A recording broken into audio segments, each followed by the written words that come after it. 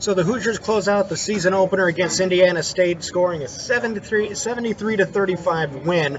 From what I could tell, that's the most combined points ever scored in an Indiana University football game in its history, beating out last year's 52 to 49 loss to Ohio State.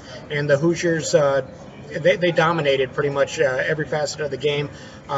Defense really only had a couple of shaky drives, and at that, it's only shaky drives.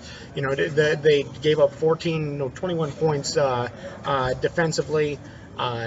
Quarterbacks played well. They threw for a combined, let's say it was 313 yards rushing, I think, and 319 yards passing, possibly back and forth. But the Hoosiers came out and did exactly what they planned to do, and then some, and really showed that they knew how to step on an opponent's neck when they needed to.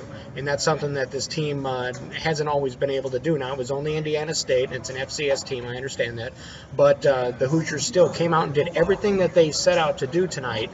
And now go into next Saturday's, not this Saturday's, but next Saturday's game against Navy on a little bit of a high. They have some time to prepare. The defense showed enough violence with their hitting, enough just spark to make some stops. They ran out of signs for their new tap out thing where they stop people on third down, and basically the Hoosiers just completely decimated the Sycamores.